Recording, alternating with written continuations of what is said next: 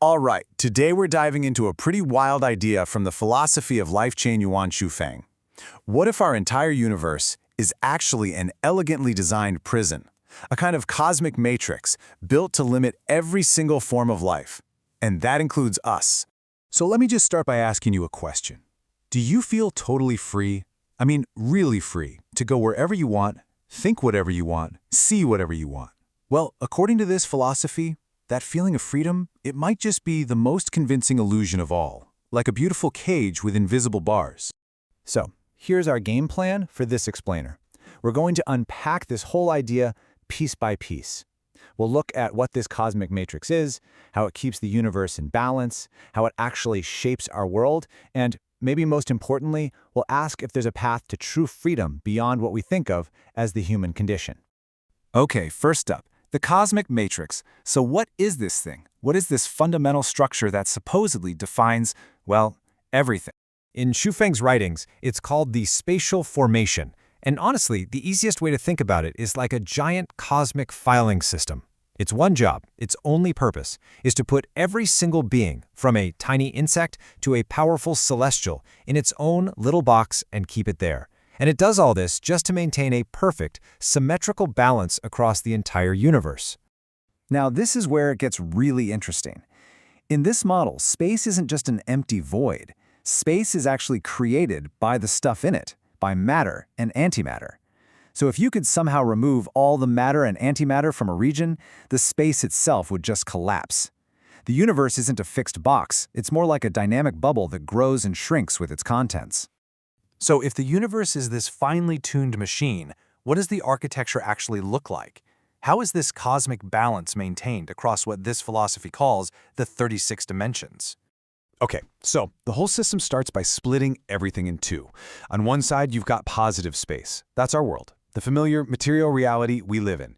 But then there's negative space, this whole other realm made of antimatter, filled with things like dreamscapes and the land of ultimate bliss. And the number one rule is that these two sides are kept almost totally separate, like two parallel universes that can't ever really touch. And it gets even more complex. Get this. Within that larger structure, there are a total of 36 different dimensions. Each one is its own unique reality, with its own kinds of life, maybe even its own laws of physics. It means our entire known universe is just one room in a 36-room mansion. So how does this whole system keep order?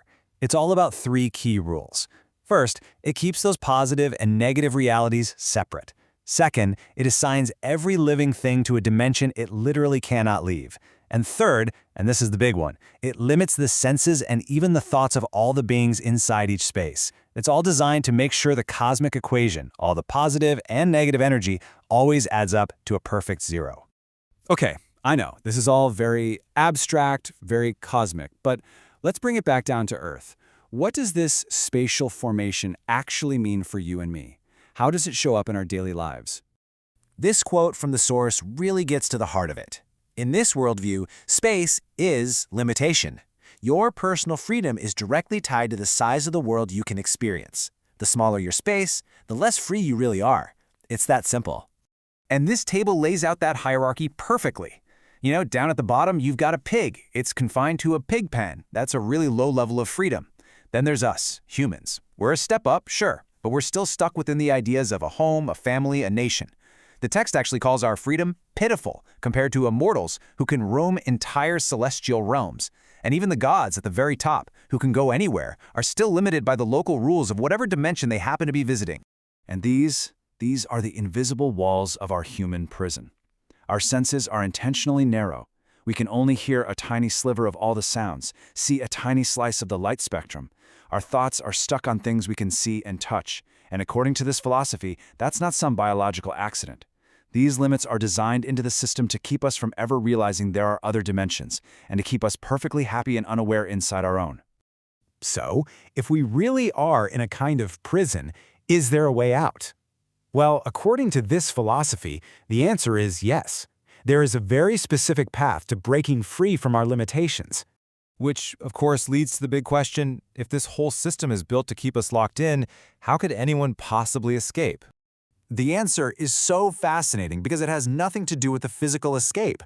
The source uses this great analogy. Think of a pig that manages to break out of its pen. Sure, it's physically free, but it's still just a pig. It has no idea how to survive in the big wide world. The point is, a physical escape means nothing if you haven't first completely transformed your consciousness. And this slide basically lays out the step-by-step instructions. You start by learning everything you can about a higher realm, like the Millennium World. Then, you start to imitate the lifestyle of the beings who live there, the immortals. The goal is to literally replace your human consciousness with theirs. That means you have to detach from human ideas like family and country, give up everything you've gained in this world, and then, finally, use your accumulated spiritual provisions to make the leap. It's basically a complete reboot of the self. And that brings us to the final and, let's be honest, probably the most challenging part of this whole philosophy. What's the ultimate price you have to pay for this kind of freedom? I mean, just let that sink in for a second. This is the most radical idea in the whole thing. True escape isn't about becoming a better, freer human. It's about deciding you don't want to be human at all anymore. You have to be absolutely determined to leave your humanity behind to make room for a totally new kind of existence. So when you boil it all down, the ultimate takeaway from Zhu Feng's model is this: real freedom is an inside job. It's not about changing your location, it's about changing your mind. Freedom isn't a place you can travel to. It's a state of being that you have to build from within. And that leaves us with one final thought. If the walls of our reality really are just mental constructs, then what does that say about our own power to change them? What would it actually take for you to reshape your own universe?